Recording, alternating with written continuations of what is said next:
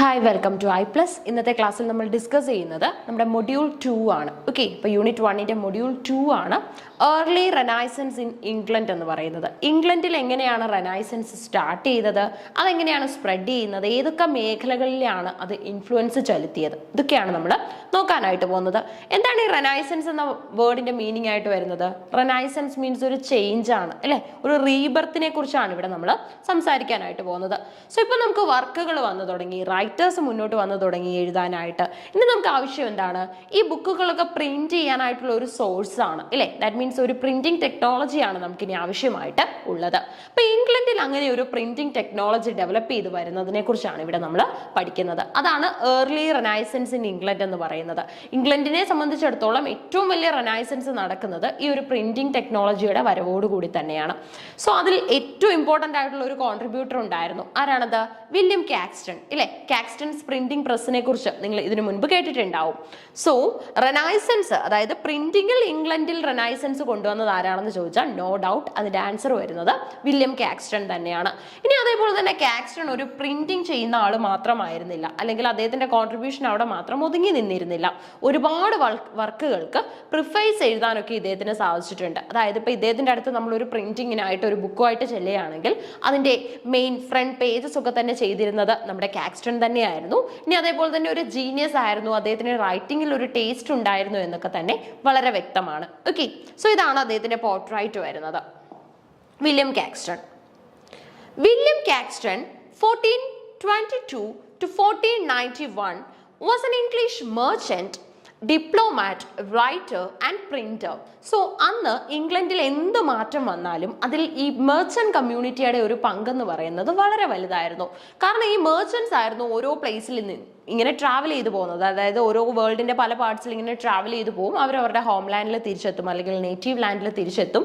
ഈ കണ്ട കാഴ്ചകളും പഠിച്ച കാര്യങ്ങളും ഒക്കെ തന്നെ അവരുടെ ഹോം ലാൻഡിൽ കൊണ്ടുവരാനായിട്ട്, അല്ലെങ്കിൽ അത് ഇവിടെയും വന്നിരുന്നെങ്കിൽ ഒരുപാട് മാറ്റങ്ങൾ ഇവിടെ ഉണ്ടായേനെയും എന്ന് ആഗ്രഹിച്ചവരായിരുന്നു ഈ ഒരു മെർച്ചന്റ് കമ്മ്യൂണിറ്റി ഒക്കെ തന്നെ. സോ ആ ഒരു കൂട്ടത്തിൽ ഒരാളാണ് ആര്? നമ്മുടെ കാക്സ്റ്റണും. അങ്ങനെ കാക്സ്റ്റൺ വേൾഡിന്റെ പല പാർട്സിൽ പോയതിന്റെ ഭാഗമായിട്ട് പ്രിന്റിംഗ് ടെക്നോളജിയെ കുറിച്ച് അറിയുകയും അത് ഇംഗ്ലണ്ടിൽ ആവിഷ്കരിക്കാനായിട്ട് ശ്രമിക്കുകയും ചെയ്തു. ഇനി അതേപോലെ തന്നെ അദ്ദേഹം ഒരു ഡിപ്ലോമാറ്റ് ആണ്, റൈറ്റർ ആണ്, അതേപോലെ തന്നെ ഒരു പ്രിന്റർ ആണ്. He is credited with introducing the printing press to England and pioneering the printing industry in Britain. അപ്പോൾ ഇംഗ്ലീഷിലെ റൈറ്റേഴ്സിന് ഇനി പ്രിന്റിങ്ങിന്റെ ഒരു അവൈലബിലിറ്റി ഇല്ലാതാവില്ല, അല്ലെങ്കിൽ അവർക്ക് ഇത്രയും നാൾ എഴുതാൻ ആൾക്കാരുണ്ടായിരുന്നു. ഇപ്പൊ നമ്മൾ കണ്ടതാണ് ചോസറുടെ ഒക്കെ സമയത്ത് ചോസറും ഗവറും ലാംഗ്ലൻഡും ഒക്കെ തന്നെ എഴുതാനായിട്ട് വില്ലിംഗ് ആയിട്ട് മുന്നോട്ട് വന്നു. പക്ഷെ അന്ന് അവർക്ക് ഇല്ലാതെ പോയത് എന്താണ്? ഇതേപോലെ തന്നെ ഈസിലി പ്രിന്റിംഗ് ടെക്നോളജിയൊക്കെ അല്ലെങ്കിൽ പ്രിന്റിങ്ങിന്റെ ഒരു ആക്സസിബിലിറ്റി ഒക്കെ അന്ന് വളരെ കുറവായിരുന്നു. ഏറ്റവും നല്ല റൈറ്റേഴ്സിന്റെ ഏറ്റവും റെപ്യൂട്ടഡ് ആയിട്ടുള്ള ബുക്കുകൾ മാത്രം പ്രിന്റ് ചെയ്യാനായിരുന്നു അന്ന് ശ്രമിച്ചിരുന്നത്. കാരണം പ്രിന്റിങ് അത്രത്തോളം കോസ്റ്റ്ലി ആയിട്ടുള്ള ഒരു കാര്യമായിരുന്നു അന്നത്തെ ജനതയ്ക്ക്. സോ ഇപ്പൊ പ്രിന്റിങ് വളരെ കോമൺ ആയിട്ട് മാറി, അല്ലെങ്കിൽ വില്യം കാക്സ്റ്റൺ ഒരുപാട് സഹായിച്ചിട്ടുണ്ട് എല്ലാ റൈറ്റേഴ്സിനെയും. അല്ലെങ്കിൽ ഇന്ന് നമ്മുടെ ലിറ്ററേച്ചർ തന്നെ ഒരുപാട് ഈ ഒരു വില്യം കാക്സ്റ്റണിനോട് താങ്ക്ഫുൾ ആണ്. റീസൺ എന്ന് പറയുന്നത് പല ബുക്കുകളും ഇന്ന് പ്രിന്റഡ് ഫോമിൽ ഫസ്റ്റ് കോപ്പികളായിട്ടൊക്കെ തന്നെ പല വേൾഡ് ഫേമസ് ലൈബ്രറികളിലും ഇരിക്കുന്നത് കാക്സ്റ്റന്റെ പബ്ലിക്കേഷൻ ആണ്. Caxton learned the art of writing while living in Berks as a merchant in the 1470s. അപ്പോൾ ഇദ്ദേഹം എങ്ങനെയാണ് ഈ ഒരു ആർട്ട് ഓഫ് പ്രിന്റിംഗ് പഠിക്കുന്നത്? ആർട്ട് ഓഫ് പ്രിന്റിംഗ് ആണ് അദ്ദേഹം പഠിക്കുന്നത്. എങ്ങനെയാണ് പഠിക്കുന്നത്? ഇദ്ദേഹം ഒരു മെർച്ചന്റ് അല്ലേ, അപ്പോൾ വേൾഡിന്റെ പല പാർട്സിൽ പോകും. അപ്പോൾ ലോകത്തിന്റെ പല കോണുകളിലായിട്ട് ഇങ്ങനെയുള്ള പല കണ്ടുപിടുത്തങ്ങളും അതേപോലെ തന്നെ പല പുതിയ പുതിയ മാറ്റങ്ങളും വരുന്നുണ്ടായിരുന്നു. അങ്ങനെ വന്ന ഒരു മാറ്റമാണ് ഈ ഒരു പ്രിന്റിങ്ങും. സോ ഈ ശരിക്കുമുള്ള റെനൈസൻസ് ബിഗിൻ ചെയ്യുന്നത് നമ്മുടെ ഇറ്റലിയിൽ തന്നെയാണ്. ഓക്കെ, മാറ്റം എന്നുള്ളത്. He set up the first printing press in England at Westminster in 1476. അപ്പോൾ ആദ്യത്തെ പ്രിന്റിംഗ് പ്രസ് അങ്ങനെ നമുക്ക് വന്നു 1476 ആയപ്പോഴത്തേക്ക് തന്നെ നമുക്ക് ഇംഗ്ലണ്ടിന് സ്വന്തമായിട്ട് ഒരു പ്രിന്റിംഗ് പ്രസ് കാക്സ്റ്റൺ സ്റ്റാർട്ട് ചെയ്തു. And publish the first printed book in English, diets or science of the philosophers in 1477. Okay, അപ്പോൾ 1476 നമ്മുടെ പ്രിന്റിംഗ് ടെക്നോളജി, ആദ്യത്തെ പ്രിന്റിംഗ് പ്രസ് വരുന്നു. 1477 ആയപ്പോഴത്തേക്ക് ആദ്യത്തെ ബുക്ക് നമ്മൾ പബ്ലിഷ് ചെയ്യുന്നു. അന്നത്തെ ഇംഗ്ലണ്ട് ജനതയെ സംബന്ധിച്ചിടത്തോളം അത്രത്തോളം അഭിമാനം നൽകുന്ന നിമിഷങ്ങളായിരുന്നു അതൊക്കെ തന്നെ. ആ ഒരു പ്രിന്റിംഗ് ടെക്നോളജിയുടെ വരവ്, കാക്സ്റ്റൺ ഇങ്ങനെ ഒരു ഐഡിയ ഇൻട്രൊഡ്യൂസ് ചെയ്യുന്നത്, അതിന്റെ ഭാഗമായിട്ട് ആദ്യമായിട്ടൊരു ബുക്ക് പബ്ലിഷ് ചെയ്യുന്നത്, അതൊക്കെ തന്നെ അവർക്ക് ഇമാജിനേഷൻ മാത്രമായിട്ട് നിന്നിരുന്ന ഒരു കാര്യമായിരുന്നു. അപ്പൊ ആ ഒരു സമയത്തുള്ള സ്പെല്ലിലെ ഡിഫറൻസ് ആണ്. ഡയറ്റ്സ് ആൻഡ് സയൻസ് ഫിലോസഫേഴ്സ് എന്ന് ഇന്ന് എഴുതുന്ന രീതിയിലല്ല അന്ന് എഴുതിയിരുന്നത്. നോക്കി, നമ്മളിപ്പോ PHERS എന്നാണ് എഴുതുന്നത്, അന്ന് PHRES എന്നുള്ള രീതിയിലായിരുന്നു എഴുതിയിരുന്നത്. Caxton printed over 100 books in his lifetime, the most famous being Geoffrey Chaucer's The Canterbury Tales in 1478. അപ്പോൾ ഒരുപാട് ബുക്കുകൾ കാക്സ്റ്റൺ പബ്ലിഷ് ചെയ്തില്ലേ, ആ കൂട്ടത്തിൽ ഏറ്റവും ഇമ്പോർട്ടൻ്റ് ആയിട്ടുള്ള ഗിഫ്റ്റഡ് ആയിട്ടുള്ള ഒരു ബുക്കും കാക്സ്റ്റൺ പബ്ലിഷ് ചെയ്തിരുന്നു. അത് മറ്റേതുമല്ല, നമ്മുടെ ചോസറിന്റെ കാൻറ്റർബറി ടെയിൽസ് ആണ്. കാരണം കാൻറ്റർബറി ടെയിൽസിന്റെ ഒരു ജനറൽ പ്രൊലോഗ് വന്നപ്പോൾ തന്നെ അത്രത്തോളം ആൾക്കാർ അതിനെ റിസീവ് ചെയ്തിട്ടുണ്ടായിരുന്നു. സോ അതിന്റെ പിന്നീടുള്ള പബ്ലിക്കേഷൻസ് അല്ലെങ്കിൽ ബൾക്കായിട്ട് അത് പബ്ലിഷ് ചെയ്ത് കഴിഞ്ഞാൽ ഉറപ്പായിട്ടും അത് സെയിലാകും എന്നുള്ള ഒരു വിശ്വാസം കാക്സ്റ്റൺ അടക്കമുള്ള പ്രിന്റേഴ്സിനും ഉണ്ടായിരുന്നു. കാരണം ചോസറിനെ അന്ന് തന്നെ നമ്മുടെ ജനത റിസീവ് ചെയ്തിരുന്നു. His printing work helped standardise the English language and spread knowledge and ideas more widely across Britain. അതിന്റെ ഭാഗമായിട്ട് ബ്രിട്ടൻ മുഴുവൻ ഈ ഒരു നോളജിനെ കുറിച്ചുള്ള ഐഡിയാസ് സ്പ്രെഡ് ചെയ്യാനായിട്ട് ആർക്ക് സാധിച്ചു? നമ്മുടെ കാക്സ്റ്റണിന് സാധിച്ചു. കാരണം ഈ ബൈബിളിലൊക്കെ നേരിട്ടിരുന്ന വലിയ പ്രശ്നം നിങ്ങൾക്ക് അറിയാം. അതായത് ബൈബിളൊക്കെ തന്നെ ഒരു കോപ്പിയോ 2 കോപ്പിയോ ഉള്ളെങ്കിൽ അത് ആ പെഡസ്റ്റലിൽ തന്നെ കീപ്പ് ചെയ്യും. അതാർക്കും വീട്ടിൽ കൊണ്ടുപോകാനോ വായിക്കാനോ വായിച്ചതിന് ശേഷം മടക്കി വെക്കാനോ ഒന്നും സാധിക്കില്ലായിരുന്നു. സോ അന്ന് ആകെ അവൈലബിൾ ആയിട്ടുള്ളത് ഏതെങ്കിലും ഒരു മോബ് ഉള്ള സ്ഥലത്ത് ചെല്ലുക, ബൈബിൾ അടക്കമുള്ള കാര്യങ്ങൾ വായിക്കുന്നത് കേട്ടുകൊണ്ടിരിക്കുക, അവരുടെ ഇന്റർപ്രിട്ടേഷൻസ് കേൾക്കുക, മനസ്സിലാക്കുക, ദൈവത്തിൽ വിശ്വസിക്കുക. അത് മാത്രമായിരുന്നു അന്ന് പോസിബിൾ ആയിട്ടുള്ളത്. അങ്ങനെ ഒരു സമയത്താണ് നമ്മുടെ കാക്സ്റ്റൺ പ്രിന്റിംഗ് പ്രസ് കൊണ്ടുവരുന്നത്. സോ അത് നമ്മുടെ ബ്രിട്ടന് മുഴുവൻ കിട്ടിയ ഒരു ഗിഫ്റ്റ് ആയിരുന്നു. Some of Caxton's innovations in printing include finding ways to keep cost down. ഇല്ലേ, ഏറ്റവും വലിയൊരു കാര്യമാണ്. കാരണം കോസ്റ്റ് ഫ്രണ്ട്ലി ആയിട്ടാണ് അല്ലെങ്കിൽ ബഡ്ജറ്റ് ഫ്രണ്ട്ലി ആയിട്ടുള്ള ബുക്സ് ആണെങ്കിൽ അത് ഒരുപാട് സെയിൽ ഔട്ട് ആവും എന്നുള്ള ഒരു പോയിന്റ് അദ്ദേഹം നോട്ട് ചെയ്തു. Experimenting with page layouts and typography and employing scribal habits in printed text to aid readability. Okay, അപ്പം ബാക്കിയുള്ള ഒരുപാട് മാറ്റേഴ്സ് ഉണ്ട് അല്ലേ. ഇപ്പോൾ ഒരു എഴുത്തുകാരനെ സംബന്ധിച്ചിടത്തോളം അദ്ദേഹം അത് ഹാൻഡ് റിട്ടൺ ആയിട്ട് എഴുതുന്നു, ഒരു പ്രിന്റിംഗ് കമ്പനി അല്ലെങ്കിൽ ഒരു പ്രിന്ററിനെ അത് ഏൽപ്പിക്കുകയാണ് ചെയ്യുന്നത്. സോ കാക്സ്റ്റണെ പോലെയുള്ള ഒരാളുടെ കയ്യിൽ അത് കിട്ടുമ്പോൾ അദ്ദേഹം ചെയ്യുന്നത് അതിനെ എത്രത്തോളം അതിന് പെർഫെക്ഷൻ കൊടുക്കാമോ അത്രത്തോളം പെർഫെക്ഷൻ വരുത്താനും, ഇനി അതേപോലെ തന്നെ അതിൻ്റെ ഇടയിലൊക്കെ തന്നെ കൃത്യമായിട്ട് നമുക്ക് ഐ ഫ്രണ്ട്ലി ആയിട്ട് വായിക്കേണ്ട രീതിയുണ്ട് അല്ലേ. അപ്പം അതൊക്കെ തന്നെ മെയിൻറ്റെയിൻ ചെയ്തുകൊണ്ട് എഴുതാനും ഇദ്ദേഹം ശ്രമിച്ചിട്ടുണ്ട്. He also wrote prefaces and prologues for many of his publications. Caxton played a pivotal role in bringing the Renaissance to England through the new medium of print. He helped popularize the works of Chaucer and other English writers. അങ്ങനെ ചോസറിന്റെയും ബാക്കി English റൈറ്റേഴ്സിന്റെയും ഒക്കെ തന്നെ വർക്കുകൾ popularise ചെയ്യാനായിട്ട് അദ്ദേഹത്തിന് സാധിച്ചു. Okay, അപ്പൊ നമുക്കൊരു റൈറ്ററിനെ കിട്ടുക അല്ലെങ്കിൽ റൈറ്ററിന്റെ വർക്ക് കിട്ടുക എന്നുള്ളതിനേക്കാൾ അന്ന് കോംപ്ലിക്കേറ്റഡ് ആയിരുന്നു പ്രിന്റിംഗ് എന്ന് പറയുന്നത്, കോസ്റ്റ് ഫ്രണ്ട്ലി ആയിട്ടുള്ള printing. His printing press accelerated the growth of literacy and learning in Britain. അങ്ങനെ ബ്രിട്ടനിലും അതേപോലെ തന്നെ വേരിയസ് പാർട്സ് ഓഫ് ദ വേൾഡിലും ലിറ്ററസി സ്പ്രെഡ് ചെയ്യാൻ സാധിച്ചത് നമ്മുടെ കാക്സ്റ്റണിന്റെ പ്രിന്റിംഗ് പ്രസിന്റെ വരവോട് കൂടിയാണ്. ഇവിടെയൊക്കെ നമ്മൾ കാണുന്നത് കാക്സ്റ്റണിന്റെ പ്രിന്റിംഗ് പ്രസ്സും അതേപോലെ തന്നെ അതിന്റെ വേരിയസ് അഡ്വാൻസ്മെന്റ്സും ഒക്കെയാണ്. അപ്പൊ അങ്ങനെ ആദ്യത്തെ പ്രിന്റിംഗ് പ്രസ് സ്റ്റാർട്ട് ചെയ്യുന്നു. 1 വർഷത്തിന് ശേഷം ആദ്യത്തെ പ്രിന്റഡ് ബുക്ക് നമുക്ക് അവൈലബിൾ ആയിട്ട് വരുന്നു. William Caxton and the birth of printing in England. അപ്പൊ ഇംഗ്ലണ്ടിലെ പ്രിന്റിംഗ് കൊണ്ടുവന്നത് ആരാണെന്ന് ചോദിച്ചാൽ without any doubt you can answer, അതാരാണ്? നമ്മുടെ കാക്സ്റ്റൺ ആണ് അല്ലേ. Caxton and the birth of printing in England. The 15th century marked a period of immense change and innovation, particularly in the field of printing. Among the key figures who played a pivotal role in transformative era was William Caxton, whose efforts revolutionized the dissemination of knowledge in England. അങ്ങനെ ഇംഗ്ലണ്ടിലെ ആ ഒരു reading കമ്മ്യൂണിറ്റിക്ക് മുഴുവനായിട്ട്, അതായത് cost friendly ആയിട്ടുള്ള ബുക്കുകൾ എത്തിച്ചു കൊടുത്തത് കാക്സ്റ്റൺ ആണ്. ഓക്കെ, അതായത് വായിക്കാനുള്ള ആഗ്രഹം പോലെ തന്നെ ആൾക്കാർ നോക്കിക്കൊണ്ടിരുന്ന ഒരു കാര്യമാണ് ആ ഒരു പുസ്തകത്തിന്റെ കോസ്റ്റ് എന്ന് പറയുന്നത്. അത് അവർക്ക് അഫോർഡ് ചെയ്യാൻ പറ്റുമോ എന്നുള്ളത് വളരെ വലിയൊരു വെല്ലുവിളിയായിരുന്നു. കാക്സ്റ്റന്റെ പ്രിന്റിംഗ് പ്രസ് വളരെ ചീപ്പ് ആയിട്ടുള്ള റേറ്റിൽ പ്രിന്റിംഗ് ഏറ്റെടുത്തതോടുകൂടിയാണ് ഈ ബൈബിൾ അടക്കമുള്ള എല്ലാ പബ്ലിക്കേഷൻസും, ബൈബിൾ ആയിക്കോട്ടെ, ആ സമയത്തെ ലോങ് പോംസും വേഴ്സസും ഒക്കെ വരുന്ന പുസ്തകങ്ങളായിക്കോട്ടെ, ഇതൊക്കെ തന്നെ നമുക്ക് എല്ലാവരിലേക്കും എത്തിക്കാനായിട്ട് സാധിച്ചത്. Caxton introduced or Caxton's introduction of the printing press to England laid the foundation for the growth and development of English literature and language. ഇല്ലേ, നമുക്ക് സ്വയം മനസ്സിലാക്കാൻ പറ്റുന്ന ഒരു കാര്യമാണ്. ഈ ഒരു പ്രിന്റിംഗ് ടെക്നോളജി വന്നതോടുകൂടി ഇംഗ്ലീഷ് ലാംഗ്വേജിനും അതേപോലെ തന്നെ വേരിയസ് ഫീൽഡുകൾക്കും ഒരുപാട് മാറ്റങ്ങൾ ഉണ്ടായി. Establishment of the first English printing press, എങ്ങനെയാണ് ഇത് എസ്റ്റാബ്ലിഷ് ചെയ്തതെന്ന് നോക്കാം. Upon his return to England, കാരണം ഒരു മെർച്ചന്റ് അല്ലേ, അതുകൊണ്ട് തന്നെ എല്ലാ സമയത്തും ഇദ്ദേഹം ഇംഗ്ലണ്ടിൽ അവൈലബിൾ ആയിരിക്കില്ല, വേൾഡിന്റെ പല പാർട്സിലൂടെ ഇങ്ങനെ ട്രാവൽ ചെയ്ത് നടക്കും. Okay, so in the late 1470s William Caxton set up his printing press in Westminster. ആദ്യത്തെ പ്രിന്റിംഗ് പ്രസ് ഇദ്ദേഹം എവിടെയാണ് സ്റ്റാർട്ട് ചെയ്യുന്നത്? വെസ്റ്റ്മിനിസ്റ്ററിലാണ് അല്ലേ.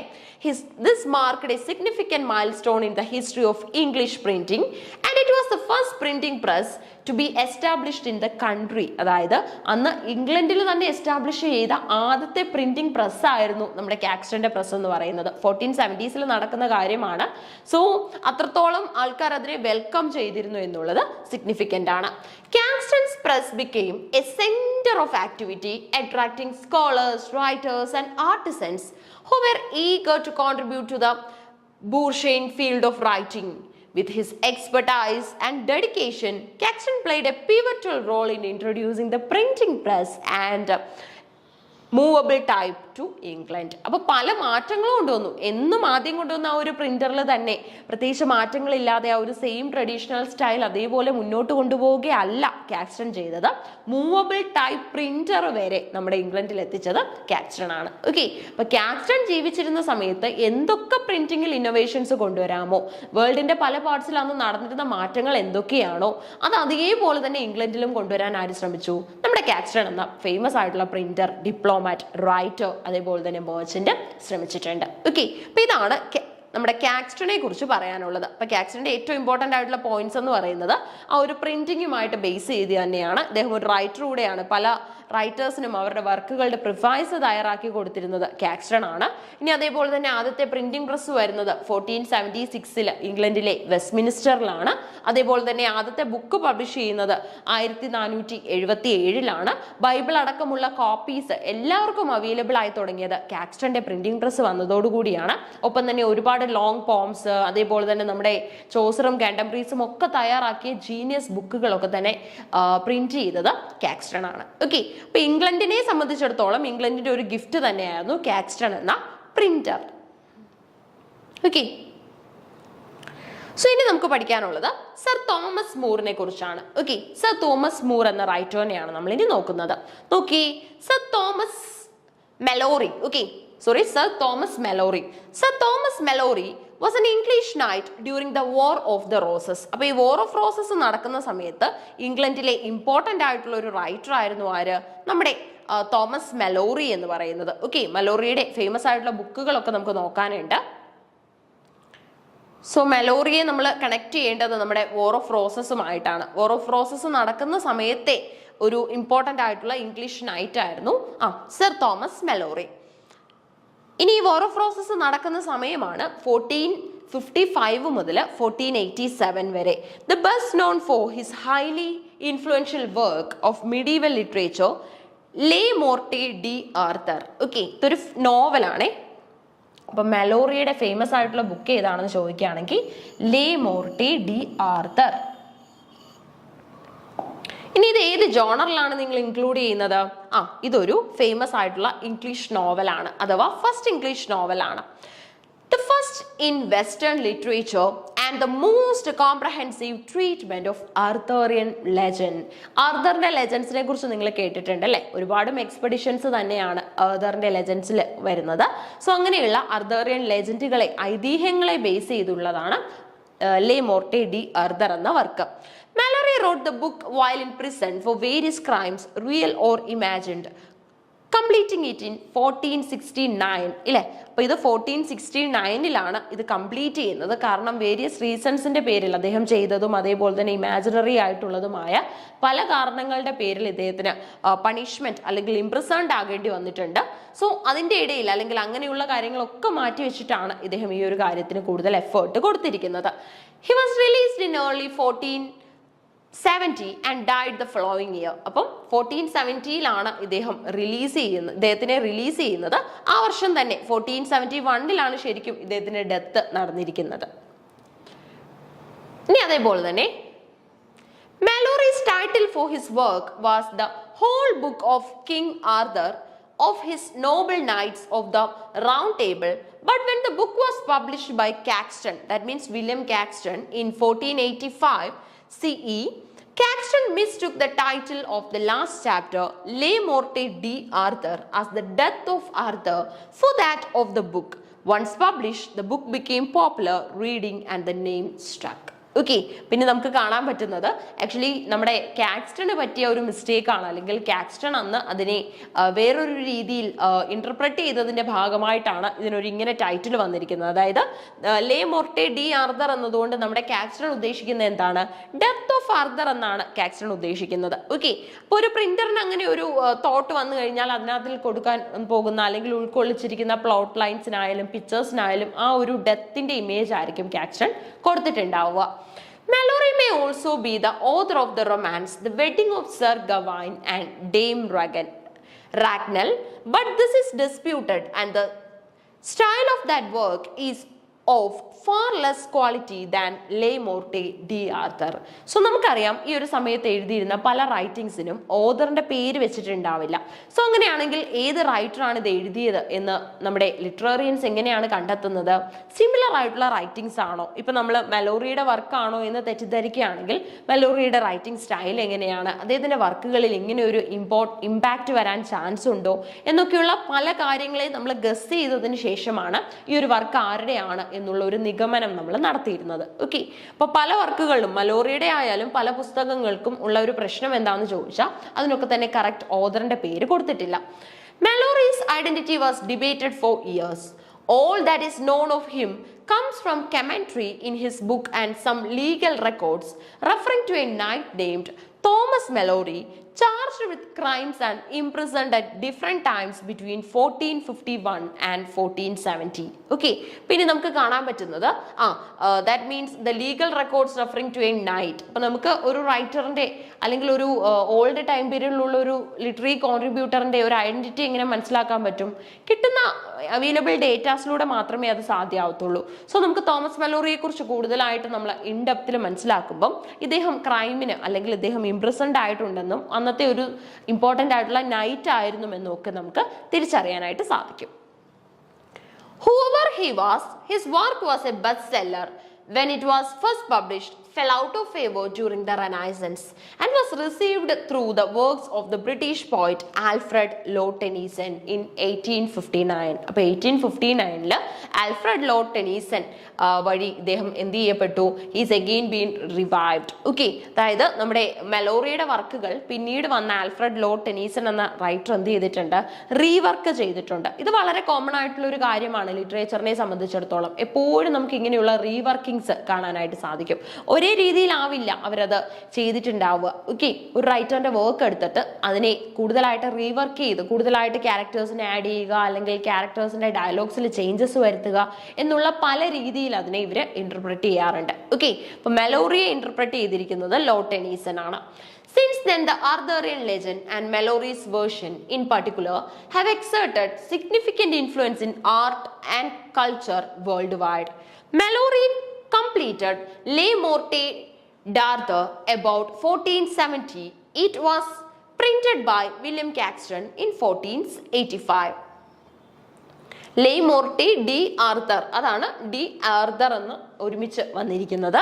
The only extant manuscript that predates Caxton's edition is in the British Library, London. അപ്പം അദ്ദേഹത്തിന്റെ റൈറ്റിംഗ്സിന്റെ ഒരു mere copy available ആയിട്ടുള്ളത് ബ്രിട്ടീഷ് ലൈബ്രറി ലണ്ടനിലാണ്. Okay, it tells the adventures of the knights of the Round Table in chronological sequence from birth of Arthur.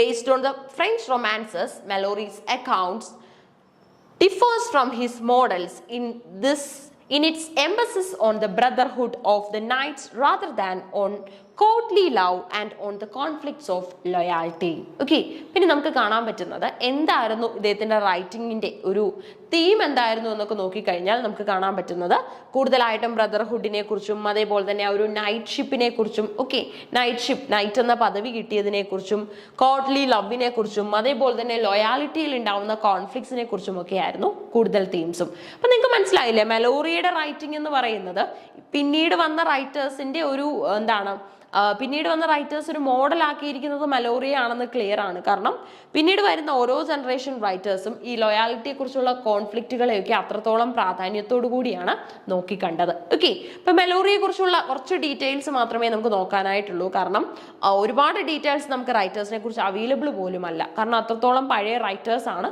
പക്ഷെ ആദ്യത്തെ novel എന്നറിയപ്പെടുന്ന ലേ Morte D Arthur എഴുതിയിരിക്കുന്നത് തോമസ് മെലോറിയാണ്. ഒരു നൈറ്റ് ആണ്. അതേപോലെ തന്നെ ഇദ്ദേഹത്തിന് ഇത് ഒരു കണ്ടിന്യൂസ് ആയിട്ട് ഇത് എഴുതാനായിട്ട് സാധിച്ചില്ല. കാരണം ഇടയ്ക്ക് ഇദ്ദേഹം ഇംപ്രസൻഡ് ആയിട്ടുണ്ട്. അതൊക്കെ തന്നെ ഓവർകം ചെയ്തിട്ടാണ് ഈ ഒരു വർക്ക് കംപ്ലീറ്റ് ചെയ്തിരിക്കുന്നത്. ഇനി അതേപോലെ തന്നെ മോഡലാക്കിയിരിക്കുന്നത് നമ്മുടെ ആർദറിനെയാണ്. ഓക്കെ, അർദറിയൻ ലെജൻഡിനെയാണ്. ഇനി അതേപോലെ തന്നെ ഇദ്ദേഹത്തിന്റെ വർക്കുകളൊക്കെ പബ്ലിഷ് ചെയ്തിരിക്കുന്നത് ജെഫ്രി ചോസറിന്റെ ഒക്കെ തന്നെ പബ്ലിഷ് ചെയ്തിരിക്കുന്ന നമ്മുടെ വില്യം കാക്സ്റ്റൺ ആണ്. ഇനി നമ്മൾ നോക്കുന്നത് ഈ സോങ്സിന്റെയും ബാലഡ്സിന്റെയും ഒക്കെ പ്രാധാന്യം എന്തായിരുന്നു മിഡിൽ ഇംഗ്ലീഷ് പീരീഡിൽ എന്നാണ് നമുക്ക് കൊടുത്തിട്ടുണ്ട്. അതായത് നമ്മുടെ മെലോറിയെ പഠിച്ചു കഴിഞ്ഞതിന് ശേഷം സിലബസിൽ കിടക്കുന്നത് സോങ്സ് ആൻഡ് ബാലഡ്സ് എന്ന ഏരിയ ആണ്. ഓക്കെ, മിഡീവൽ പീരീഡിൽ അല്ലെങ്കിൽ മിഡിൽ ഇംഗ്ലീഷ് പീരീഡിൽ ഇതിന് അമിത പ്രാധാന്യം ഉണ്ടായിരുന്നു എന്ന് തന്നെ പറയണം. കാരണം medieval ballads were anonymous narrative poems. ഏറ്റവും കൂടുതൽ നമുക്ക് അവൈലബിൾ ആയിട്ടുള്ളത് ഈ ബാലഡുകളാണ്. ഇനി ഈ ബാലഡുകൾക്ക് ഒരു പ്രത്യേകത എന്ത്? ഇത് അനോണിമസ് ആണ്. ആരാണ് എഴുതിയെന്ന് ചോദിച്ചാൽ നമുക്ക് റൈറ്ററിന്റെ പേര് അറിയില്ല. ആൻഡ് എഗൈൻ ഇതൊക്കെ തന്നെ നറേറ്റീവ് ആണ്. Intended to be sung with accompaniment of music. ഇവിടെ നമ്മൾ എന്തിന്റെ അകമ്പടിയോടുകൂടിയാണ് ഇതിനെ ഈ ഒരു മ്യൂസിക് ഒക്കെ തന്നെ ഇവർ പ്ലേ ചെയ്തിരുന്നത്?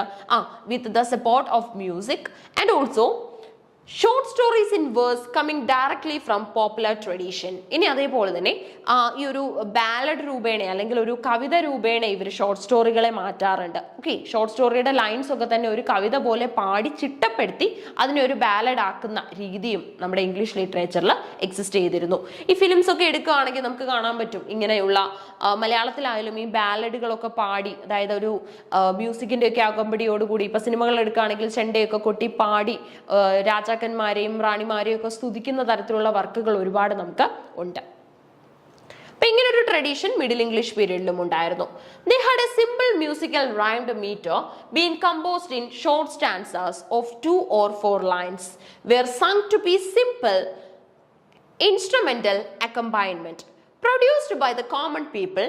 They weren't in written form but mostly recited or sung in the market square, in alehouse or at fairs. ഇനി ഇത് എവിടെയാണ് ഇവർ സങ് ചെയ്തിരുന്നത് അല്ലെങ്കിൽ എവിടെയാണ് ഈ ബാലഡ്സും സോങ്സും ഇവർ പാടിയിരുന്നത്, അവതരിപ്പിച്ചിരുന്നതെന്ന് ചോദിച്ചാൽ എവിടെയൊക്കെയാണോ കോമൺ ആയിട്ടുള്ള ഗ്യാദറിങ്സ് ഉള്ളത് അവിടെയൊക്കെ തന്നെ either it will be in some fairs, some squares, some market space, anywhere they used to contribute these poems.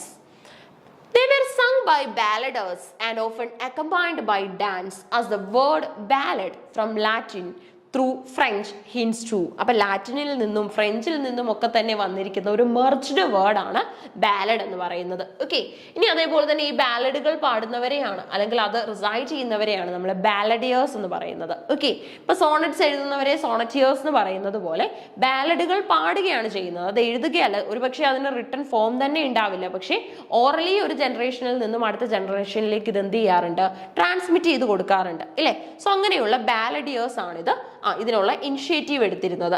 Generally in every ballad there is A refrain, A phrase or A line which is repeated again and again after A stanza. അതായത് 4 or 5 വരികളുള്ള സ്റ്റാൻസകൾക്ക് ശേഷം ഈ ആദ്യത്തെ line അല്ലെങ്കിൽ ഇടയിലുള്ള ഏതെങ്കിലും ഒരു line repeat ചെയ്യും. നമ്മുടെ ഫിലിം സോങ് ഒക്കെ എടുക്കുകയാണെങ്കിൽ നമുക്ക് കാണാൻ പറ്റും ആ ആദ്യത്തെ ലൈൻ വീണ്ടും ഇടയ്ക്ക് റിപ്പീറ്റ് ചെയ്ത് വരുന്നുണ്ടാവും, അല്ലെ?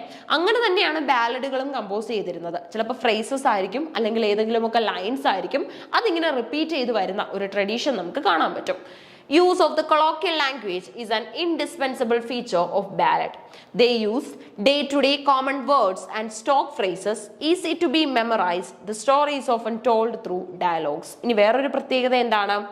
ഇവിടെ ഉപയോഗിക്കാറുള്ളത് കോമൺ വേർഡ്സ് ആണ്. Day to day colloquial communication, അതായത് നമ്മുടെ നിത്യ സംഭാഷണത്തിൽ നമ്മൾ ഉപയോഗിക്കുന്ന വാക്കുകൾ, ദാറ്റ് മീൻസ് അതിന്റെ കോംപ്ലക്സിറ്റി വളരെ കുറവായിരിക്കും. നമ്മൾ സംസാരിക്കാൻ ഉപയോഗിക്കുന്നത് ഏറ്റവും പ്ലെയിൻ ആയിട്ടുള്ള സിമ്പിൾ ലാംഗ്വേജ് ആയിരിക്കും, അല്ലേ?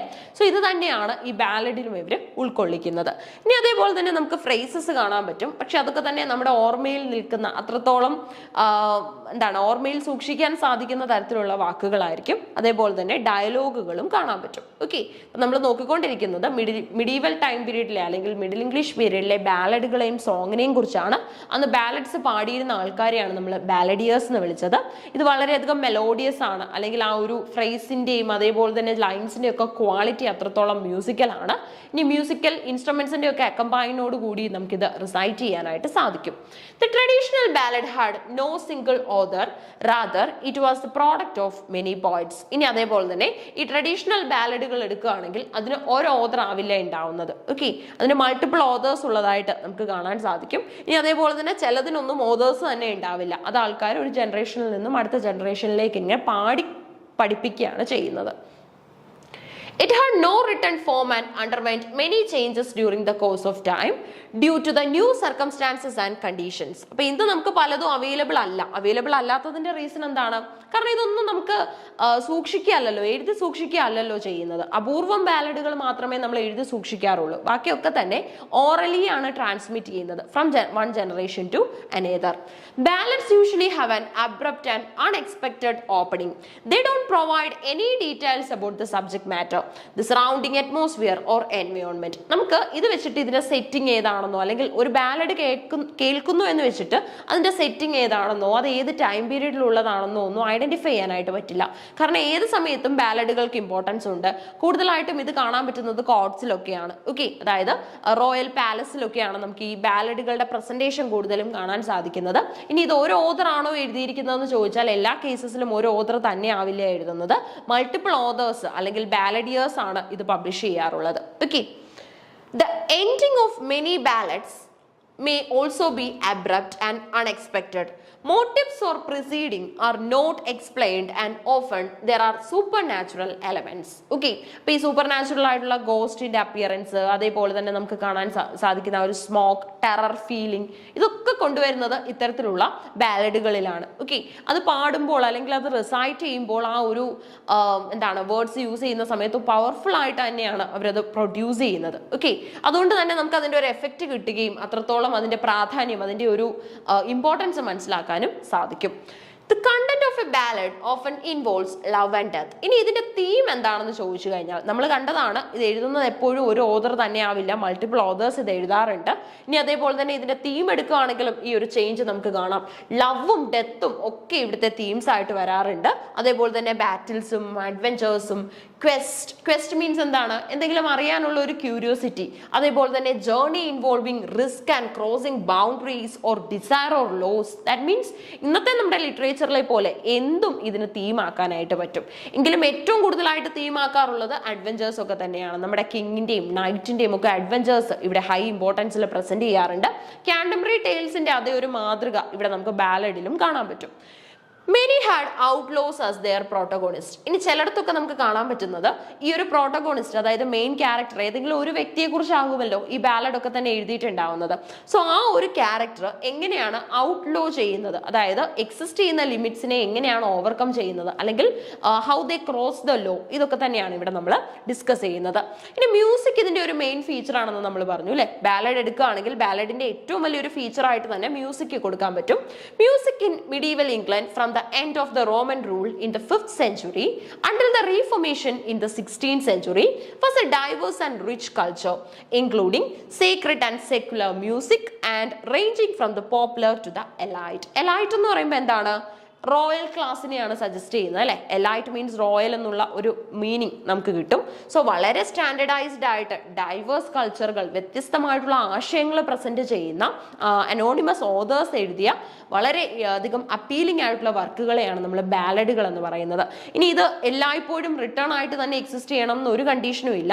ഓറൽ ഫോമിലും ഈ ബാലഡുകൾ നമ്മൾ ജനറേഷൻ ആഫ്റ്റർ ജനറേഷൻ എന്ത് ചെയ്ത് കൊടുക്കാറുണ്ട്, ട്രാൻസ്മിറ്റ് ചെയ്ത് കൊടുക്കാറുണ്ട്. ഓക്കെ, അപ്പോൾ മിഡീവൽ പീരീഡിന്റെ അല്ലെങ്കിൽ മിഡിൽ ഇംഗ്ലീഷ് പീരീഡിന്റെ ഒരു ഹോൾമാർക്കാണ് ഈ ഒരു ബാലഡ് പബ്ലിക്കേഷൻസ് എന്ന് പറയുന്നത്. ഓക്കെ, അല്ലെങ്കിൽ ബാലഡ് റൈറ്റിംഗ് എന്ന് പറയുന്നത്. The source of the English secular music are much more limited than for ecclesiastical music. Medieval musicians had a wide variety of instruments available to them. അപ്പോൾ ഇതിനായിട്ട് ഒരുപാട് ബാലഡിയേഴ്സ് ഒരുപാട് wide variety instruments ഒക്കെ use ചെയ്യാറുണ്ട്. ഈ ഇൻസ്ട്രുമെന്റ്സിന്റെ ഒക്കെ ഒരു അക്കമ്പൈനിൽ പാടുമ്പോഴാണ് ആ ബാലഡിന് അതിന്റെ ഒരു പ്രയോറിറ്റി അല്ലെങ്കിൽ ഇമ്പോർട്ടൻസ് കിട്ടുന്നത്. അപ്പോൾ ഈ ബാലഡ് എന്ന ടോപ്പിക്ക് നമുക്ക് അടുത്ത ക്ലാസ്സിൽ സമ്മറൈസ് ചെയ്യാം. Keep learning. Thank you.